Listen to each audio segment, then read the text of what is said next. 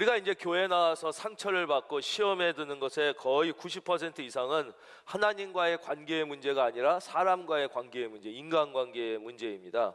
직장뿐만 아니라 교회에서 그런데 특별히 유달리 다른 공동체보다 교회 공동체에서 인간관계에 의하여 상처를 받고 시험을 받고 힘들어하는 경우가 많습니다. 그거는 크게 세 가지 이유 때문에 그런데요. 첫째는 인간은 그 어떤 인간에게도 만족함을 얻지 못하기 때문이에요. 그러니까 인간이 만족할 수 있는 인간이란 존재하지 않아요. 그래서 그 대표적으로 욕먹는 사람들이 정치인들입니다. 여러분, 누가 대통령이 되면 여러분을 만족시킬 수 있을 것 같습니까? 그런 사람은 없어요. 세종대왕 같은 사람은 1000년에 한 명 나오는 건데 세종대왕도 모든 사람이 만족하지는 못했어요. 그러니까 정치를 잘못하는 건 맞지요. 그런데 그렇다고 좋은 정치인이 나왔다 그러면 모두 국민이 행복하고 만족하겠으면 그런 정치인은 존재하지 않아요. 첫째, 예수 그리스도 외에 나를 만족하게 하실 수 있는 분은 지구상의 인간 가운데 존재하지 않는다는 진리를 받아들여야 돼요. 근데 우리는 사람으로부터 만족을 얻으려고 그래요. 나를 저 리더가, 저 목사가, 저 권사님이, 저 장로님이, 저 집사님이 온전하게 나에게 아무 상처를 안 주고 내가 기대한 그리스도인의 그 모습을 그대로 보여줄 것을 기대하는데 그렇지 않습니다. 인간은 그 어떤 인간에게도 완전한 만족을 얻을 수가 없어요. 어쩌다가 목사가 된 것입니까? 그냥 된 거예요. 이것이 진리입니다. 그냥 하나님이 시켜서 된 거예요. 아유, 권사님, 그러니까 많은 분들이 어떻게 권사님이 저러지 하고 상처받는데 아니에요. 어쩌다가 권사가 된 거예요. 그냥 하나님이 시켜서 된 거지 그 사람이 뭐 특별히 믿음이 좋거나 착해서 된 게 아니에요. 더 믿음이 좋고 더 착해도 권사님 아닌 분이 많은 것이죠. 저 사람이 그리스도인인데 어떻게 저럴 수가 있지? 그냥 그리스도인이 된 거예요. 하나님의 은혜로 그리스도인이 된 것이지 뭐 특별히 더 착하거나 더 예의가 바르거나 다른 사람에 대한 배려심이 있어서 그리스도인이 된 게 아니에요. 다 은혜로 된 거예요. 나도 마찬가지예요. 그래서 첫째 우리가 기억해야 될 건 사람에 대한 기대의 수준을 낮춰야 돼요. 어떤 인간도 완전히 만족하는 인간은 없어요. 그러니까 여러분들이 목사를 볼 때도 저에 대해서는 이미 온갖 실망을 다 했겠지만 뭐 TV나 이런 데서 미디어에 보여서 엄청나게 좋아 보이는 목사, 그 교회 가보세요. 진짜 만족스러운가? 가까이 있는 사람들에게 물어보세요. 그런 사람은 존재하지 않아요. 다 예수 그리스도 그분 외에는. 그래서 성경은 다윗의 약점을 낱낱이 기록하는 거예요. 사도 바울의 문제와 베드로의 실수를 낱낱이 우리에게 보여주고 있는 것이죠. 첫째입니다. 두 번째, 또 다른 문제가 있는데 그 이제 첫째랑 연결되지만 좀 달라요. 바로 이제 교회에서는 우리가 그리스도인이라는 이유 때문에 상대방에 대한 기대 수준을 높이는 거예요. 여러분, 다시 말씀드리지만 기대 수준을 낮추기를 바랍니다. 세상 사람들은 어차피 기대 수준이 없어요. 그래서 사업하는 사람들은 그렇게 상처를 안 받아요. 왜냐? 저놈도 어차피 돈 벌려고 하는 짓인데 뭐 이런 것이죠. 저 인간도 어차피 돈 벌려고 하는 짓인데 그런 것이에요. 그런데 그렇지, 교회 안에서 서로 기대 수준을 높였다 보니까 이 정도를 기대하고 있는데 이 정도야. 그러니까 세상 사람들은 어차피 기대 수준이 없으니까 싸웠다가도 악수하고 뭐 술 한잔하고 해결이 되는데 교회는 서로에 대하여 너무 높은 기대 수준을 가지고 있으니까 화해가 잘 안 되는 거예요. 끝까지. 네가 그렇게까지 해줄 때까지 나는 절대 네가 용납이 안 되는 것이죠. 제가 전에 말씀드렸잖아요. 저는 운전을 할 때 택시, 영업용 포터, 버스, 그리고 영업용 오토바이는 아무리 끼어들고 막 불법 운전을 하고 그래도 절대 클렉션을 울리지 않았어요. 왜? 그리고 절대 뭐 다 끼워줍니다. 아무리 그래도. 왜냐? 먹고 살려고 하는 거니까. 그러니까 기대 수준 자체가 낮은 거예요. 저분이 지금 먹고 살려고 택시 운전을 하니까 깜빡이 킬 여유가 없다는 걸 다 받아들여 주는 것이죠. 그 배달 1초에 2초 빨리 배달해야지 먹고 살고, 포터 운전하는 분들이 뭐 그렇게 여유, 버스 막 시간 배차 맞춰야 되니까. 근데 제가 전에 안 그랬다고 그랬잖아요. 까만 비싼 외제차, 얘 절대 안 끼워줘요. 왜냐? 먹고 살만 하니까. 아니, 먹고 살만 한데 왜 뭐 좀 천천히 가면 어떠냐 이거예요. 그렇죠? 그 정도 먹고 살만 하면 사회에서 혜택을 그 정도 받는데 네가 그러면 신호도 지키고 순서돼서 들어가고 해야지. 그랬는데 그렇게 하고 보니까 결국 나만 피곤해. 나만 피곤한 거예요. 집사람이랑 운전할 때도 그렇게 해서 막 이런 거 있잖아요. 뭐 빵! 막 이런 엔진 소리 나는 거. 빨라봤자지 네가 막 이러고서 막 안 끼워주고 그래봤자 결국 나만 피곤하더라 이거예요. 그래서 마음을 바꿨어요. 모두에게 동일하게 다 이해해주자. 저 사람 오늘 특별히 급한 일이 있을 거야. 평소엔 안 그랬을 거야. 저 사람이 오늘 특별한 약속에 늦으면 안 되는 게 있을 거예요. 이렇게 생각해 주니까 내가 편안해지고 무엇보다 내가 훨씬 더 안전운전을 하게 되는 것이죠. 예, 예.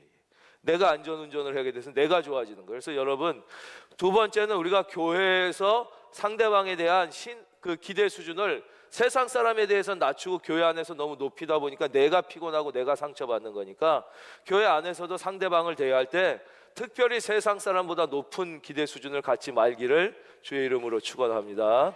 훨씬 상처를 접. 세 번째는 그래도 상처를 받아요. 그건 왜냐하면 교회 안에는 알곡뿐만 아니라 쭉정이도 있기 때문에 그렇습니다. 이것은 주님이 오시는 그날까지 계속되는 것입니다. 이것을 다른 말로 바꾸면 교회 안에는 기독교인만 있는 것이 아니라 비기독교인도 같이 존재하기 때문에 그런 것이죠. 그래서 주님은 여기에 대해서 우리에게 분명하게 말씀하시는데 마태복음 3장 12절 손에 키를 들고 자기의 타작마당, 교회란 뜻이죠. 정하게 하실 때 알곡은 모아 곳간에 들이고 천국에 가지만 쭉정이는 꺼지지 않는 불 지옥에 간다고 분명하게 말씀하시는 거예요. 성경의 특징은 중요한 것은 반복한다고 말씀드렸잖아요. 똑같은 것을 누가복음 3장 17절에서 또 반복하시는데 한번 여러분 어디에 있든지 다 같이 읽겠습니다. 시작.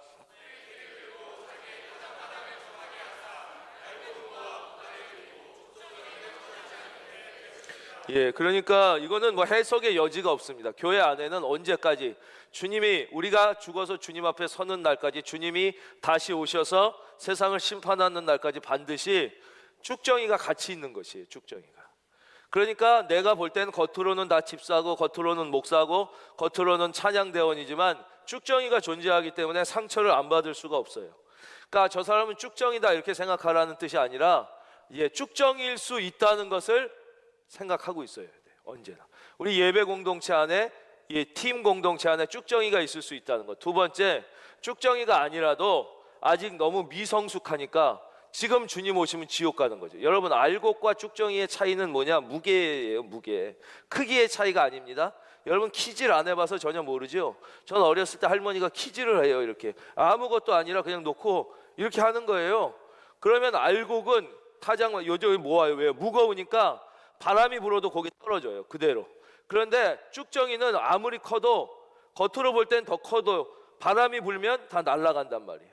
그래서 코로나라는 비극이 와서 우리가 가슴 아팠지만 하나님께서 코로나라는 바람을 불게 하심으로써 어쩌면 한 번 교회의 쭉정이를 몰아내고 정케하시는 작업을 할렐루야 하신지도 모른다는 생각이 듭니다. 그러니까 여러분 무거워야 됩니다. 여러분 어떤 폭풍우가 치고 바람이 불어도 시험이란 바람에 흔들리지 말기를 주의 이름으로 축원합니다. 예배를 드리고 시험을 못 보는 걸 하나님이 더 기뻐하십니다. 예배 안 드리고 시험 잘 받아봐도 그 인생 아무 소용 없는 거예요. 예배를 드리고 돈을 못 버는 걸 하나님이 훨씬 기뻐하십니다. 예배 빠지고 돈 1억 1천억 벌어도 그 인생은 잘 살 수도 없고 잘 살아도 하나님 앞에 전혀 이완용 같은 인생이란 말이에요. 조국 배반하고 잘 살아서 뭐 할 거야? 그렇잖아요. 조국 배반하고 잘 살아도 대대의 비극인데 하나님이 예배를 그렇게 소중히 여기라고 했는데 하나님 말 알면서도 어기고 시험 잘 봐서 그 인생이 얼마나 잘 되겠냐 하는 것이에요. 그러니까 여러분 이 교회 안에 쭉정이가 있다는 것을 기억하고 세 번째, 내가 쭉정이가 되지 않기 위해서 예배는 주일 성수의 최소한이라고 그랬어요. 여러분 예배가 여러분의 삶의 중심이 되고 여러분의 생명이 될 수 있기를 주의 이름으로 축원합니다. 자, 이제 본문 11절입니다. 이에 베드로가 정신이 들어 이르되 내가 이제야 참으로 주께서 그의 천사를 보내어 나를 헤롯의 손과 유대 백성의 모든 기대에서 벗어나게 하신 줄 알겠노라 하여 12절에 우리가 집중할 단어는 깨닫고입니다. 한번 따라할까요? 깨닫고. 그 베드로는 자기가 그 천사를 통해서 그 죽음의 위협에서 이렇게 구원되고 있는 과정 가운데 그걸 깨닫지를 못하고 있었어요.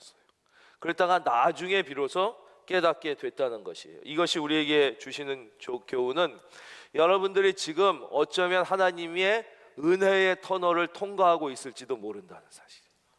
근데 여러분은 그것을 못 깨달을 수 있다는 거니까 절대 그리스도인은 중간에 좌절하거나 포기하면 안 된다. 사방이 막혀 있는 듯하고 캄캄해 보이지요. 그것은 어쩌면 여러분을 가장 빠른 길로 인도하고자 하는 하나님의 터널일 수 있는 것이에요. 터널은 다 막혀 있잖아요. 깜깜하잖아요. 그러나 왜 터널을 통과하게 하세요? 그것이 가장 빠르고 가장 안전한 길이기 때문에 그런 것이죠. 근데 베드로 같은 영적인 사람도 통과하고 있는 중에는 그것을 못 깨달을 수 있어요. 그러니까 아무리 내가 기도해보고 말씀을 들어도 전혀 그런 것 같지 않다고 그래서 포기하는 사람, 좌절하는 사람은 그것은 자기 인생을 버리는 거예요. 그래서 여러분 어떠한 경우에도 하나님을, 예배를, 기도를, 찬양을 포기하지 말기를 저는 바랍니다.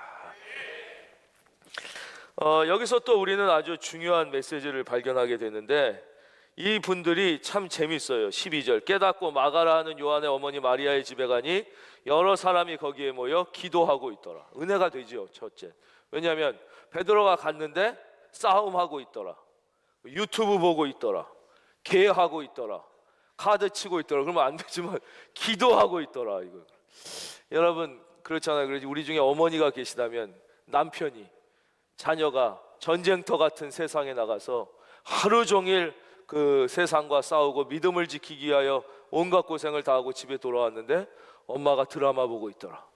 이거보다는 어머니가 기도하고 있더라. 은혜가 되잖아요. 그렇죠? 그건 진짜 좋아요. 근데 문제는 그 다음입니다. 기도는 하고 있었는데도 불구하고 13절 베드로가 대문을 두드린데 로데라 하는 여자아이가, 그러니까 성경에는 의미 없이 기록된 건 없어요. 근데 왜 하나님이 로데라는 이름을 써주셨을까? 이것이 결코 상상이나 지어낸 이야기가 아니라 역사 가운데 분명히 있었던 실존인을 통하여 증거된 사건이라는 걸 우리에게 분명히 알려주시는 거거든요. 로데라는 여자아이가 영접하러 나왔다가 베드로의 음성인 줄 알고 딱 나와보니까 베드로 사도의 목소리가 들리니까 얘가 너무 놀라고 기뻐서 문을 열 생각도 못한 거예요. 베드로 사도님이? 그리고 막 달려 들어가서 이러는 거예요. 베드로 사도님이 오셨어요. 대문 밖에 왔어요. 그랬더니 15절 이들의 반응이 매우 재밌지요. 그들이 말하되 네가 미쳤구나 그랬다는 거예요. 그러니까 애가 아니에요, 진짜 베드로 사도님이 분명해요. 그랬더니 또 뭐라 그래요? 야, 그러면 그의 천사야. 우리는 여기서 자신들이 기도해놓고 자신들이 기도한 것을 믿지 못하는 불신앙을 발견하게 됩니다. 우리의 가장 큰 문제 가운데 하나는 무엇이냐? 기도하지 않는 데 있어. 이게 제일 큰 문제예요. 기도하지 않는 것. 그러나 또 하나의 중요한 우리의 문제가 있다면 기도해놓고도 그 기도한 것을 믿지 않는 데도 있습니다. 여러분 기도하셨습니까? 믿을 수 있기를 바랍니다. 그러니까 제일 큰 우리의 문제는 물론 기도하지 않는 거예요. 그러나 또 다른 문제는 기도하고도 기도한 것을 믿지 못하는 거예요. 여기에는 수많은 버전의 유명한 예화가 있잖아요. 오늘 제가 들려드릴 버전은 몇 번째 버전인지 한번 들어보세요. 비슷한 얘기가 너무 많아요. 어느 마을에 극심한 가뭄이 들었어요.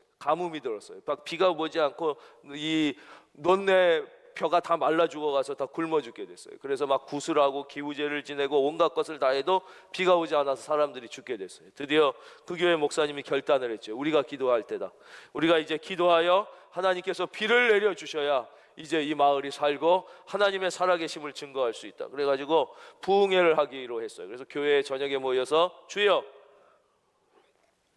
엘리야서를 본문으로 삼아서 엘리야가 기도할 때 가뭄이 멈췄던 그 본문을 함께 읽고 막 설교하고 뜨겁게 비를 달라고 기도를 드렸다는 거 아니에요. 그랬더니 진짜 예배가 끝나고 집에 가려고 했더니 하늘에서 잠대 같은 비가 막 쏟아졌는데 문제는 우산을 가져온 사람이 아무도 없었다는 거죠. 비슷한 버전의 얘기 수도 없이 많이 들었잖아요.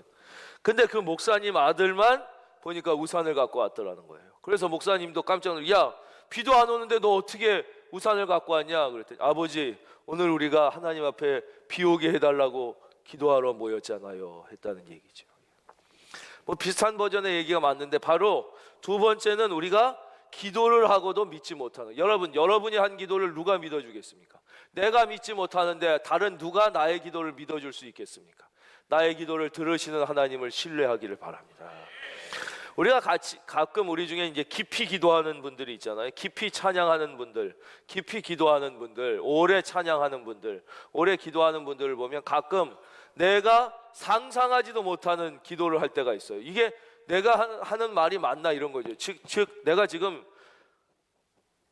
스펙이 형편없어. 그래가지고 취업이 안 돼. 제대로 된 회사는 아무데도 취업이 안 돼가지고 지금 막 이러고 있는 상황인데 갑자기 나도 모르게 기도하다가 주여, 제가 이 땅의 선교사님 100명의 생활을 책임질 수 있는 그런 삶을 살길 원합니다. 막 이렇게 기도를 드리는 거예요.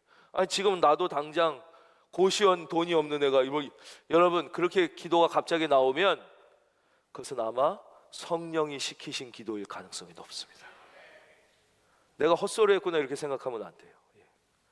내가 지금 월세도 못 내서 이러고 있는데 왜 갑자기 주여, 제가 1,000명의 영혼에게 장학금을 주는 그런 그리스도인이 되고 싶어. 갑자기 그런 기도가 나왔다면 아이고 주둥이가 뭐 말 같지도 않은 소리를 하고 있네. 야 내가 지금 미쳤지. 그게 자기의 욕심, 탐욕을 위한 기도가 아닌데 갑자기 그런 기도가 나오면 늘 그런 건 아니지만 그것은 성령님이 시키시는 기도일 때가 많다는 거예요. 여러분 그 기도를 믿고 한번 하나님을 신뢰해 보십시오. 그런데 우리의 문제는 기도를 안 드리는 것도 문제지만 기도를 드리면서도 믿지 못하는 거예요. 그래서 결정적인 순간에 우리가 신앙의 깊은 축복을 체험하지 못하는 몇 가지 이유 중에 아주 중요한 한 가지 이유가 우리가 기도를 드리면서도 결정적인 순간에 나의 기도를 들으시는 하나님을 믿지 못하고 돈을 신뢰한다는 거예요. 결정적인 순간에 나의 경험이나 나의 스펙이나 세상의 지식을 신뢰한다는 것이죠. 이것이 문제예요. 여러분, 저는 여러분들이 결정적인 순간에 여러분의 기도를 들으시는 하나님을 신뢰할 수 있기를 바랍니다. 결정적인 순간.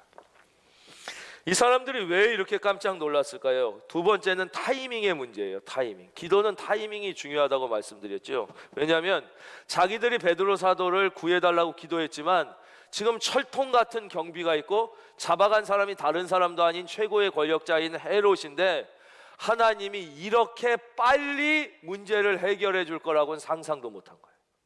타이밍의 문제죠. 우리의 타이밍은 주로 이 반대일 때가 많지요. 그래서 하나님이 이때까지 해결해 줘야 된다고 생각하고 기도를 드렸는데 응답이 없어.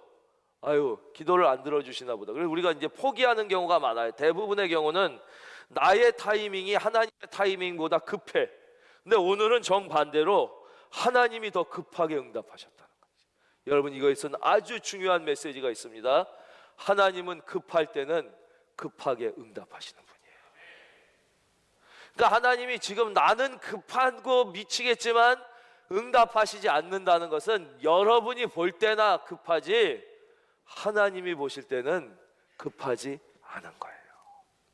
그래서 우리가 기도를 드릴 때 반드시 두 가지를 기억해야 된다고 그랬죠. 기도는 어떻게 돼요? 첫째, 하나님은 내가 구하는 것을 주시는 게 아니라 가장 좋은 것을 주신다. 이걸 반드시 따라할까요? 가장 좋은 것. 근데 성경은 그걸 가장 좋은 것이라고 표현하지 않고 주로 뭐라고 표현하냐면 하나님의 것 이렇게 표현해요. 그러니까 하나님은 내가 구하는 것이 아니라 하나님의 것으로 주신다. 이걸 우리말로 바꾸면 제일 좋은 것, 나에게 제일 좋은 것. 왜냐? 나보다 나를 더 잘하시고 나보다 나를 더 사랑하시며 나를 위하여 빅픽처를 가지고 계신 하나님이 제일 좋은 게 뭔지 아시기 때문인 것이. 두 번째, 하나님은 내 때가 아니라 하나님의 때에 주시는 거예요. 그러니까 이 사람들은 오히려 기도하면서 이런 이 보통 놈이 아니야. 이거는 왕이야. 왕과 대적해서 구해내려면 최소한 무슨 1년은 걸릴 거라 이렇게 생각했을지도 몰라요. 막 이방이 가뒀으면 하루 만에 나올 수. 그러나 하나님 앞에는요, 여러분, 암이나 감기나 똑같다는 사실을 믿기를 바랍니다. 문제가 크다, 문제가 작다, 문제가 가능하다, 문제가 불가능하다는 인간의 기준에서 만든 거예요. 여러분, 죽은 자도 살리는 하나님 앞에 뭐 큰 병과 작은 병이 따로 있지 않고 큰 문제와 작은 문제가 따로 있지 않아요. 다만 우리의 믿음이 없을 뿐이에요. 우리가 스스로 큰 문제라고 생각하고 기도하고도 고쳐주실 걸 믿지를 못해. 이게 암인데 어떻게 하나님이 고치겠어? 그러면서 내가 기도하고 내가 못 믿는데 그 기도를 누가 믿어주겠냐는 거지. 그래서 중요한 것은 타이밍이에요. 그래서 여러분들이 기도할 때 때로는 하나님이 더 빨리 응답하실 때가 있습니다. 어떤 분은 이런 질문을 하기도 해요. 여러분 중에도 그런 이제 좀 초보적이지만 질문을 가지는 분들이 있을 수 있어요. 아니, 하나님은 우리의 마음을 다 알고 계시고 내 생각을 다 알고 계시다는데 굳이 왜 꼭 내가 그렇게 기도를 해야 되냐? 내 마음의 소원을 다 알고 나를 다 알고 계시면 그냥 주시면 될 거 아니냐? 그냥 제일 좋은 것으로 주시면 내가 기쁘고 행복하고 모든 좋은 걸 다 주실 텐데 왜 굳이 나보고 그렇게 막 자꾸 기도해야만 준다 그러냐? 좀 하나님이 너무 이상한 거 아니냐? 이렇게 초보적 질문을 갖고 계신 분이 있는데요. 예, 하나님은 여러분의 마음을 다 알고 계십니다. 여러분의 마음의 소원, 여러분이 필요한 걸 다 알고 계셔요. 근데 중요한 것은, 문제는 뭐냐면 내가 하나님의 뜻을 모르고 있다는 것이. 우리는 말씀을 붙잡고 기도를 하면서 조금씩 하나님의 뜻을 알아가게 되는 것이죠. 하나님의 뜻을 알고 그렇게 하나님의 뜻대로 되기 위하여 드리는 기도가 진짜 기도고, 그것이 진짜 그리스도인의 삶이에요. 기독교, 생명의 참종교인 기독교를 제외한 모든 이방 종교는 그 이름이 무속이던 고등종교의 이름을 가지고 있던 다 똑같은 기도 형태를 가지고 있습니다. 그것은 무엇이냐? 신의 뜻을 조정하여 내가 편하고 내가 잘되고 내가 복받는 응답을 끌어내고자 하는 것이. 그래서 부적을 쓰고, 그래서 구슬하고, 그래서 칠성당에서 빌고. 그래서 제가 어느 종교를 모욕하고 싶은 건 아니지만 그 종교는 절할 때 꼭 이렇게 절하잖아요. 왜 그런 줄 아시죠? 예. 복을 받아야 된다는 뜻이에요. 그래서 불교는 이렇게 한 다음에 꼭 이렇게 하잖아요. 예. 이 복을 여기다가 쌓아달라는 뜻이거든요. 그러니까 이 생명의 종교인 기독교를 제외하고 모든 종교의 공통점은 내가 기도를 통해서 신의 뜻을 조정해서 내가 원하는 것을 얻고 내가 편하고 내가 잘되고 내가 복받겠다는 공통점을 갖고 있어요. 그러나 참된 구원과 생명의 종교인 기독교만은 그렇지 않아요. 그래서 우리가 잘 아는 예화가 있잖아요. 남북전쟁 당시에 국방부 장관이 결재를 받으러 들어갔더니 링컨 대통령이 계속 기도하고 있었다는 거예요. 링컨 대통령의 별명 중에 하나가 백악관을 기도실로 만든 대통령이라는 거 아니에요. 늘 백악관에서 기도를 했기 때문에. 여러분, 축복하겠습니다. 여러분이 살고 있는 그 기숙사와 그 원룸이 기도실이 되기를 바랍니다. 그래서 링컨 대통령의 별명 중에 하나가 백악관을 기도실로 만든 대통령인데요. 기도를 계속 드리니까 한참 기다렸다는 거예요. 그리고는 대통령이 나오니까 국방부 장관이 막 기뻐하면서 그랬대요. 각하 기도하시는 모습을 보고 저도 같이 기도드렸습니다. 하나님, 우리 편이 되어 주십시오. 우리에게 승리를 주십시오. 그렇게 기도드렸습니다. 그랬더니 링컨이 깜짝 놀랐다잖아요. 그게 무슨 소리입니까? 하나님이 우리 편이 되어 달라니요. 저는 한 번도 그런 기도를 드려본 적이 없습니다. 하나님, 제가 하나님의 뜻을 깨달아 하나님의 편이 되게 해 주십시오. 저는 그렇게 기도드렸지 단 한 번도 하나님이 내 편이, 내가 틀릴 수도 있는데 어떻게 하나님 보고 내 편이 되어달라고 하십니까? 이거 아주 너무 유명한 예화인데 처음 들었다면 우리 교회 나온 지 얼마 안 되셨거나 기억력이 안 좋거나 그런 것 같아요. 제가 몇 번째 하는 예화인데 바로 그것이지요. 예. 하나님의 뜻을 알기 위해서 우리는 계속 기도해야 되는. 그래서 기도 중에 제일 좋은 기도는 뭐라고 그랬어요? 그래서 말씀을 붙잡고 하는 기도라고 그랬죠. 그리고 말씀을 듣고 난 후에 그 말씀 붙잡고 하는 기도가 그래서 제일 좋은 기도고요. 또 하나는 하나님께서 여러분을 위하여 모든 좋은 것을 주시기로 준비하고 있어도 여러분이 구해야 주신다고 성경에 분명하게 말씀하고 있습니다. 에스겔 36장 37절인데요. 이건 모든 분들이 기도의 응답을 사모하는 마음으로 같이 읽겠습니다. 시작.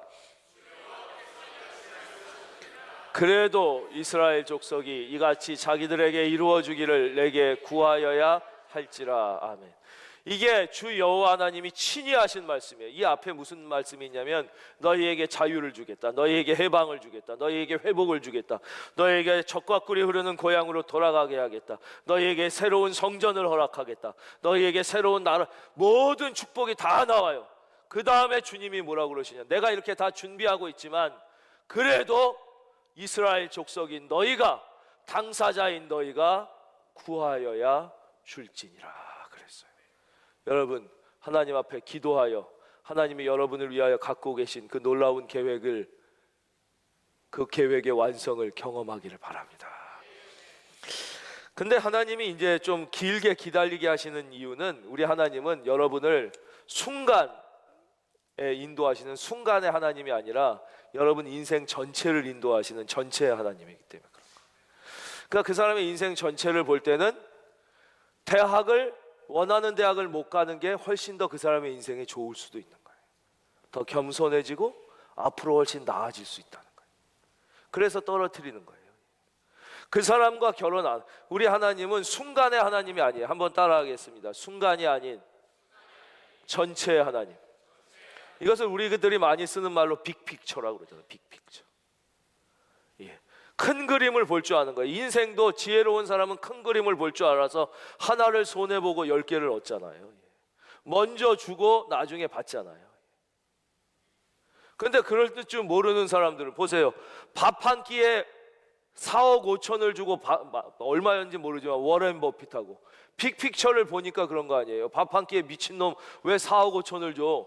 그러나 4억 5천이 아니라 워렌 버핏과 밥 한 끼 먹으면 450억 이상을 나중에 자기가 지혜로 얻을 수 있는 거거든요. 이 빅픽처예요. 여러분, 하나님 앞에 드리는 걸 아까워하지 말기를 바랍니다. 제일 바보가 하나님 앞에 드리면서 계산하는 거예요. 하나님 앞에 드리면서 이 돈이면 내가 뭘 할 수 있는데 해외여행을 제일 미련한 인간이에요. 그것은 워렌 버핏이랑 식사하면서 실제 이게 원가가 얼마인가 계산하는 것보다 더 돌대가리예요. 여러분, 우리 하나님은 워렌 버핏과는 비교도 되지 않는 하나님임을 믿으시면 아멘. 비교도 되지 않는 분인데, 그렇죠? 빅픽처이기 때문에 하나님은 오히려 그 떨어진, 그래서 제가 예를 많이 드렸잖아요. 하영조 목사님 서울대 2번 떨어지셔가지고 건국대학교 들어가셔서 훌륭한 목사님, 오카는 목사님 해군 사관학교 그렇게 가고 싶었는데 못 가서 그 성균관대 나와서 오히려 훌륭한, 그분이 장교된 것보다 훨씬 낫잖아요. 다 길이 있고. 전에 얘기했던 어떤 기업 회장은 그렇게 운동을 열심히 하고 자기가 했는데 육사 떨어져가지고 도저히 이해가 되지 않았는데 서울대 들어가가지고 그 다음에 모든 그 당시만 해도 큰 회사들은 주일이고 뭐고 나오라고 그러면 무조건 나와야 되는데 주일날 일 안 해도 되는 회사 찾아서 들어갔다가 거기서 그 기업 회장이 되고 지금 되게 유명한 분이 되고, 이런 분들 많아요. 교보생명이라고, 여러분 교보 빌딩 알죠? 강남에도 엄청난, 그거 창립자가 초등학교도 못 나온 분인 거 아세요? 그분이 초등학교도 못 나와서 나는 돈이 없어 공부를 못했기 때문에 돈이 없어 공부를 못하는 사람을 없게 하겠다. 그래서 생긴 게 교육보장보험, 그래서 교보생명이 생긴 거지, 그 사람이 돈 벌라고 그거 시작한 게 아니에요. 다시 말씀드리지만 돈을 따라가는 사람은 절대 하나님이 돈을 주시지 않아요. 그러나 여러분이 하나님을 따라가면 돈이 필요한 사람에게는 돈을 주시는 거예요. 그런데 예수 믿고도 돈을 따라가는 거예요. 돈을 따라가는. 절대 그렇지 않아요. 하나님이 사람을 먼저 만드셨지 돈을 먼저 만드셨어요? 하나님은 사람이 훨씬 귀한데 돈은 필요하면 다 주시는 건데. 그걸 모르고 지금 여러분 돈이 없지요? 돈이 없어서 돈이 귀해 보이지요? 지금은 그래야 되기 때문에 그러는 거예요. 그렇다고 돈을 계속 귀하게 여기면 죽을 때까지 돈이 없어서 돈 앞에서 절절매게 돼요. 지금 테스트를 통과해야 돼요. 나는 돈이 없어도 하나님 때문에 감사하다. 나는 돈이 없어도 돈이 아니라 하나님을 추구한다. 나는 돈이 없어도 돈을 많이 주는 직장이 아니라 믿음을 지킬 수 있는, 할렐루야. 그럼 돈은 하나님이 주시기 시작하면 상상도 못하게 주시는 거예요. 그러나 필요 없으면 또 안 주죠. 그렇다고 다 주는 건 아니에요. 저는 여러분들이 돈을 사랑하는 사람은 되지 않았으면 좋겠습니다. 왜 아멘을 안 해? 저는 여러분이 돈을 사랑하는 사람이 되지 않기를 바랍니다. 성경에 써 있잖아요. 돈은 죄가 아니지만 돈을 사랑함이 일만하게 뿌리가 된다고 그랬어요. 그러니까 부자라고 다 돈을 사랑하는 게 아니에요. 부자라도 하나님을 더 사랑하는 사람이 있고, 가난하지만 돈을 미친 듯이 사랑하는 사람이 있어요. 가난하다고 여러분 선인이 아니에요. 하나님은 그 중심을 보세요. 돈도 지질이 없으면서 돈 거리는 사람이 얼마나 많은지 몰라요. 하나님은 또 그런 사람들을 싫어하신다는 것을 기억하면 돼요. 그래서 우리는 하나님이 이렇게 나를 위하여 빅픽처를 그리신다는 것을 믿고, 기도하면서 내가 기도드린 것을 믿고 순종만 하면 돼요. 따라하겠습니다. 순종은 제일 쉬운 게 순종이에요. 순종은 어려운 것 같지만 대학 안 나와도 순종할 수 있어요. 면허증 없어도 순종할 수 있어요. 나이가 어려도 순종할 수 있어요. 머리가 나빠도 순종할 수 있어요. 그렇기 때문에 우리가 순종을 결단할 때 하나님은 각 사람 한 사람에게 적합한 최대의 축복을 주신다는 사실을 믿어야 되는 거예요. 우리가 순종을 결단하는 순간부터 그 축복은 시작되고, 순종을 시작하면서 하나님은 그 축복을 빅픽처를 가지고 이루어 가시는 거예요. 기도도 마찬가지예요. 여러분, 기도가 제일 어려운 것 같지요? 사실 기도하는 것처럼 쉬운 일이 어디 있습니까? 여러분, 기도하는데 무슨 스펙이 필요합니까? 무슨 면접이 필요합니까? 밥 먹는 것과 똑같은 거예요. 무슨 재능이 필요합니까? IQ가 필요합니까? 그냥 밥 먹으면 살고 안 먹으면 죽는 것처럼 기도는 영혼의 호흡이에요. 무릎 꿇고 눈 감고 손 모으고 얘기하면 되는 거예요. 그냥 기도처럼 쉬운 게 없어요. 그냥 무릎 꿇고 눈 감고 손 모으고, 무릎 꿇는 게 너무 아프면 하나님 죄송합니다, 다리가 너무 아프니까 잠깐 피겠습니다, 그렇게 얘기하는 거예요. 오늘 목사님이 기도는 제일 쉽다고 그랬는데 저는 기도는 잘 모르겠습니다. 하나님보다 돈을 더 사랑하면 안 된다고, 돈 사랑하지 말고 하나님 사랑하라고 하는데 약간 저 목사 의심이 갑니다. 지는 돈 없이 살 수 있나요? 근데 이게 하나님의 뜻이 맞나요?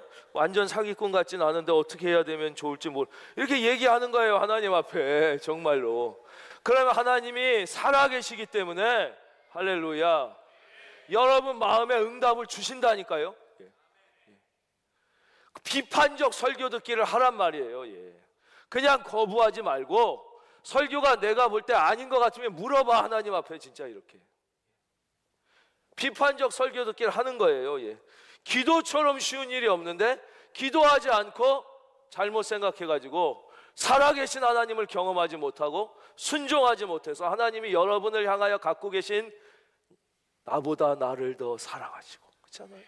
나보다 나를 더 잘하시고.